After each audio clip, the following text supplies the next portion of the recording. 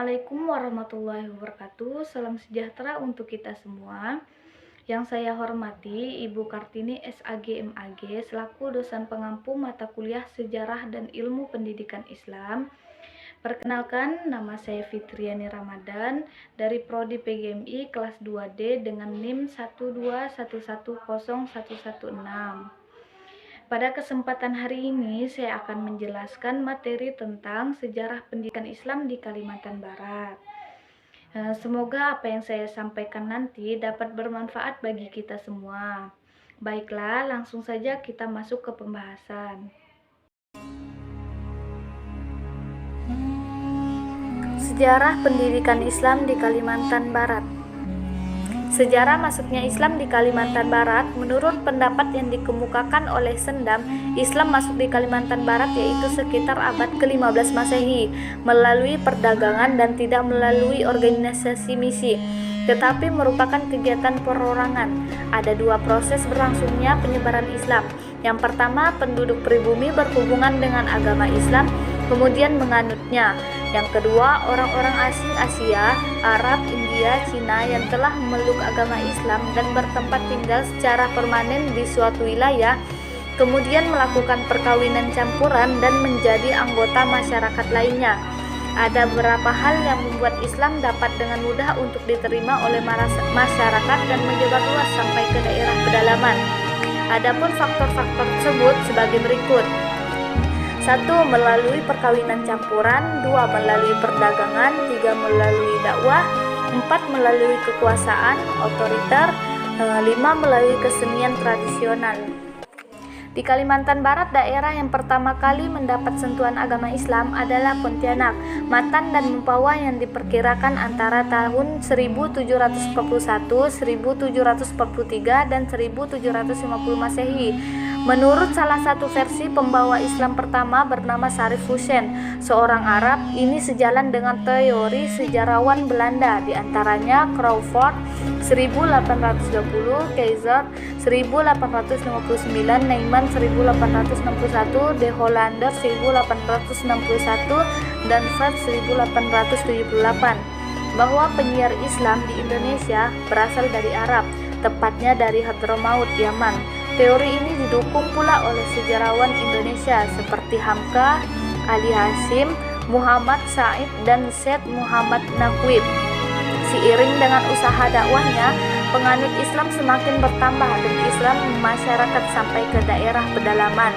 Maka antara tahun 1704 sampai 1755 Masehi, Sayyid Habib Hussein Al-Qadri diangkat sebagai mufti hakim agama Islam di Kerajaan Matan. Selepas tugas sebagai mufti, beliau sekeluarga diminta oleh Raja Mempawah, Opodayang Menambun, untuk pindah ke Mempawah dan mengajar agama di sana, sampai kemudian diangkat menjadi tuan besar Kerajaan Mempawah sampai wafatnya tahun 1184 dalam usia 84 tahun.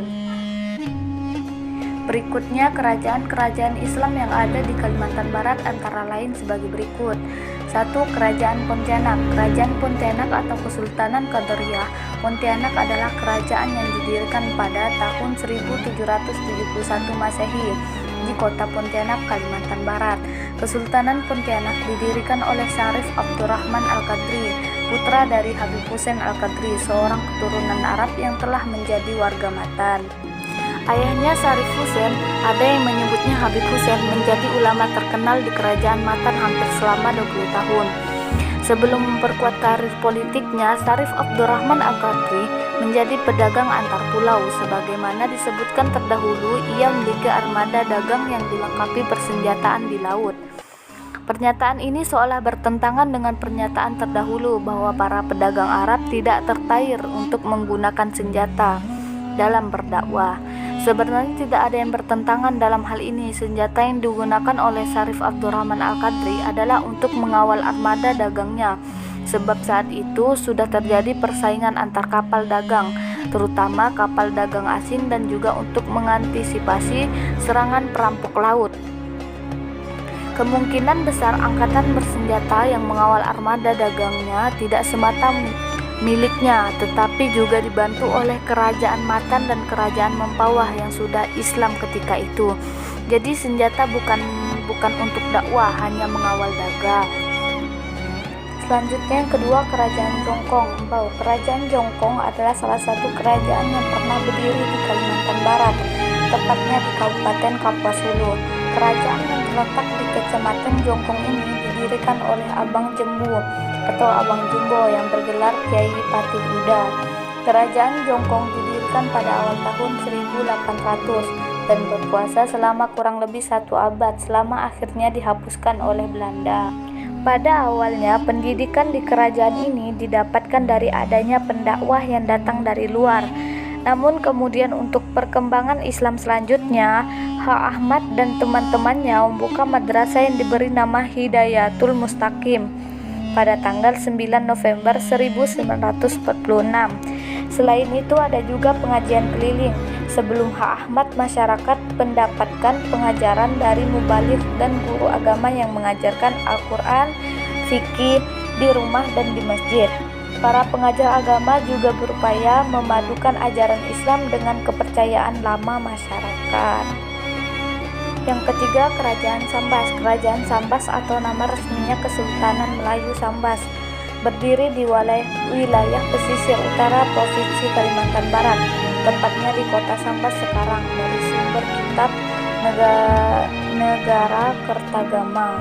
Kerajaan ini diperkirakan telah berdiri sebelum abad ke-14, namun kala itu belum bercorak Islam dan namanya bukan Sambas, hanya dijelaskan bahwa rajanya bergelar Nek.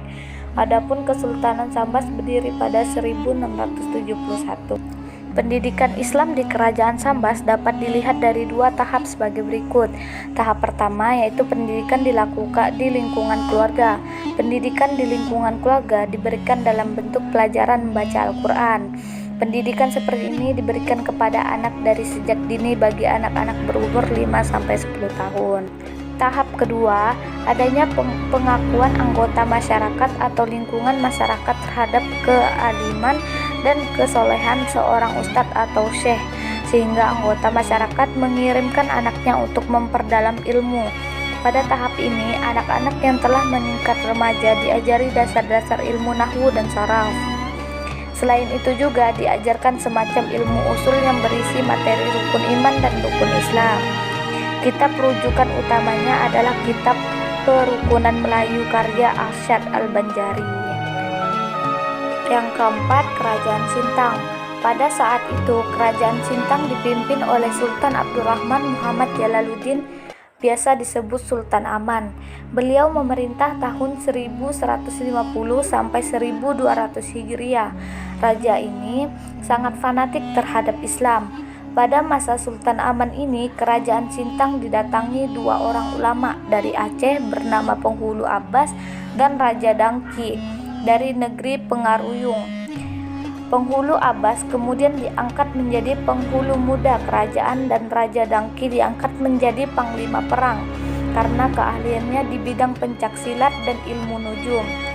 Karena semangatnya mendakwa Islam, Sultan Aman mengirim utusan untuk menyebarkan Islam di hulu Sungai Kapuas.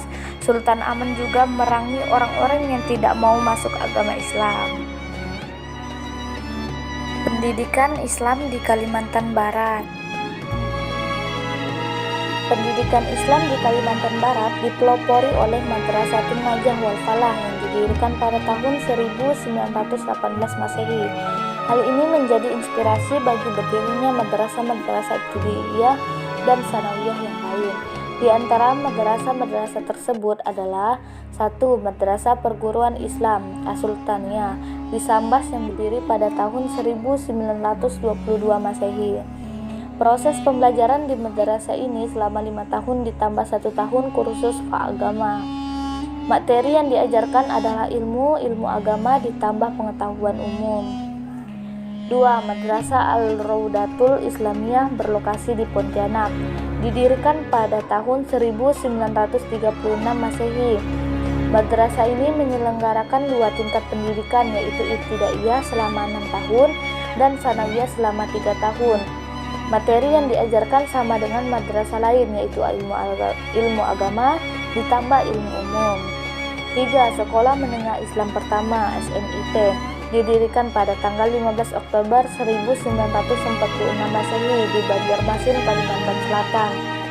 Lama pelajarannya selama 5 tahun, terdiri dari 6 kelas pelajaran agama di kelas 1, 2, dan 3 sederajat dengan sanawiyah, dan pelajaran umum sedapat-dapatnya sederajat dengan SMP negeri. Dan yang keempat, Madrasah Normal Islam Amuntai, didirikan pada tahun 1928 oleh H. Abdul Rashid, seorang lulusan Al-Azhar Mesir dengan nama Arabic School. Pada akhir 1941, tampuk kepemimpinan dipegang oleh Ustadz M. Arif Lubis, guru di Pondok Modern Gontor Ponorogo, dan berubah namanya menjadi Ma'had Roshidah Amuntai pada tahun 1945. Nama madrasah berubah menjadi Sekolah Guru dengan nama normal Islam IMI Amuntai, dengan lama pelajaran selama 6 tahun dan rencana pelajarannya disesuaikan dengan hajat masyarakat. Lembaga-lembaga pendidikan Islam di Kalimantan Barat sebelum dan sesudah kemerdekaan, yaitu sebelum kemerdekaan terdiri dari Madrasatun Najah wal Falah. Madrasah ini adalah madrasah yang tertua di Kalimantan Barat, letaknya di Sei Bakau Besar Mempawah. Didirikan kira-kira tahun 1918 Masehi. Kemudian berdirilah madrasah-madrasah di kota-kota, bahkan di dusun-dusun berupa madrasah-madrasah ibtidaiyah dan sanawiyah. Selanjutnya Madrasah Al-Sultaniyah Sambas. Madrasah ini didirikan pada tahun 1922 Masehi. Kemudian diubah nama menjadi Tarbiyatul Islam. Lama pelajaran 5 tahun dan ditambah 1 tahun lagi untuk kursus fak agama. Yang diterima masuk madrasah ini adalah tamatan dari SR 5 per 6 tahun. Ketua pengurus madrasah ini adalah Haji Muhammad Basuni Imron, seorang ulama besar di Sambas. Dan ketua madrasah ialah Haji Abdurrahman. Pelajarannya ialah ilmu-ilmu agama ditambah dengan pengetahuan umum sebagai berikut. Rencana tahun 1953 Masehi, yaitu nahwu, sorof, insya, bahasa Arab, tafsir, hadis, fikih, usul, tahrid, berhitung, ilmu bumi, ilmu alam, ilmu tumbuh-tumbuhan, ilmu ukur, kesehatan, akhlak, gerak badan, Al-Quran, dan terjemah. Selanjutnya Perguruan Islamiyah Pontianak. Perguruan Islamiyah didirikan oleh seorang petani hartawan lagi dermawan yang bernama Haji Muhammad Arif bin Haji Ismail pada tahun 1926. Pendirian perguruan tersebut dibangun di atas tanah wakaf Haji Muhammad Arif sendiri dan berlokasi di Kampung Bangka, Jalan Imam Bonjol, Kecamatan Pontianak Selatan, Kota Madia, Pontianak. Awal terbentuknya perguruan Islamiyah berawal dari sebuah pengajaran yang diberikan oleh Haji Muhammad Arif kepada anak-anak dan orang dewasa di Kampung Bangka. Beliau dibantu oleh seorang guru agama dari Painan. Saat itu pengajaran berlangsung di rumah kediaman beliau, tapi karena tempatnya tidak mencukupi, maka dipindahkan ke rumah anaknya, yaitu Haji Muhammad Tahir, yang ruangannya agak besar. Perguruan Islamiyah dibentuk sebagai wadah pendidikan yang memberikan pelajaran berupa ilmu pengetahuan umum dan agama Islam. Berikutnya, sesudah kemerdekaan setelah 1945, era tahun 50-an.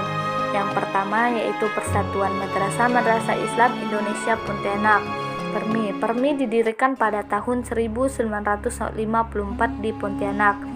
Maksud dan tujuan didirikannya adalah: 1. Menyatukan nama madrasah dengan nama yang sederhana, yaitu Madrasatul Islam Al-Ibtidaiyah (SRI) dan Madrasatul Islam Sanawiyah (SMIP).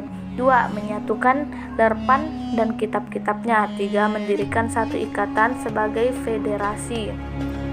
Rencana namanya ialah Persatuan Madrasah Islam Indonesia (PERMI). Mata pelajaran dari madrasah-madrasah itu terdiri dari ilmu agama, bahasa Arab, dan pengetahuan umum. Pengetahuan umum sekurang-kurangnya 30%. Kitab agama dan bahasa Arab yang dipakai ialah keluaran Sumatera, seperti karangan Ustadz Muhammad Yunus dan lain-lain. Mesir dan Jawa, kitab-kitab umum dipakailah kitab-kitab yang diajarkan di SR dan SMP. Yang kedua, Madrasah Diniyah Ismail Mundu, Teluk Pak Kedai. Madrasah ini didirikan pada tahun 1955 oleh Haji Ismail Mundu bin Daeng Karim keturunan Raja Sulsel yang dilahirkan pada tahun 1287 Hijriah atau 1870 Masehi. Beliau adalah seorang guru besar dan mufti Teluk Pak Kedai.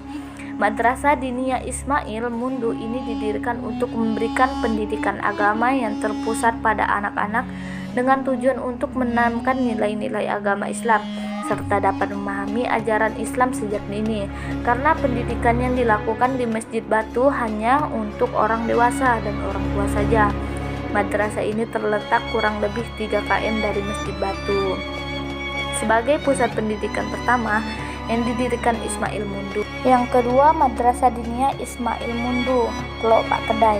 Madrasah ini didirikan pada tahun 1955 oleh Haji Ismail Mundu bin Daeng Karim keturunan Raja Sulsel yang dilahirkan pada tahun 1287 Hijriah atau 1870 Masehi. Beliau adalah seorang guru besar dan mufti Teluk Pak Kedai. Madrasah Diniyah Ismail Mundu ini didirikan untuk memberikan pendidikan agama yang terpusat pada anak-anak dengan tujuan untuk menanamkan nilai-nilai agama Islam serta dapat memahami ajaran Islam sejak dini, karena pendidikan yang dilakukan di Masjid Batu hanya untuk orang dewasa dan orang tua saja. Madrasah ini terletak kurang lebih 3 km dari Masjid Batu. Sebagai pusat pendidikan pertama yang didirikan Ismail Mundu, dibangun ini terdapat 2 ruangan untuk penyelenggaraan pendidikan dan sekarang terletak di Jalan Ismail Mundu, Kecamatan Teluk Pak Kedai, Kabupaten Pontianak. Adapun pendidikan yang diselenggarakan pada Madrasah Diniyah Ismail Mundu ini adalah baca tulis Al-Quran, bahasa Arab, akidah, akhlak, ibadah, dan fikih. Pendidikan di madrasah ini bersifat non-formal, di mana pada lembaga pendidikan ini tidak berdasarkan kurikulum yang berlaku, hanya berdasarkan program pembelajaran yang disusun bersama para tenaga pengajar, berdasarkan tujuan pendidikan yang hanya memberikan pendidikan agama terhadap anak-anak. Pada awal pendidikan, tenaga pengajar hanya bersifat sukarela, murid yang masuk tidak dipungut biaya. Ismail Mundu sebagai pendiri dan pengajar hanya 2 tahun mengabdikan dirinya. Yang ketiga, Badan Wakaf Al-Madrasah Al-Arabiyah Islamiyah, Bawamai, Pontianak. Bawamai dibentuk pada hari Kamis 10 Oktober 1957. Tokoh pendirinya antara lain Bapak Ali bin Ahmad Badjandoh sebagai ketua, Alabid bin Saleh Sejaben sebagai wakil ketua, merangkap bendahara 2, Ja'far bin Ahmad Sejaben sebagai penulis, Syarif Effendi Berakbah sebagai penulis 2, Isa At-Tamimi sebagai bendahara 1, dan Abdullah bin Abu Bakar sebagai pembantu. Bawamai didirikan karena adanya keinginan tujuan para jemaah Arab atau ulama yang berdomisili di kota Pontianak untuk mengembangkan pendidikan Islam. Yang keempat, Lembaga Pendidikan SLTPI Muhammadiyah Pontianak.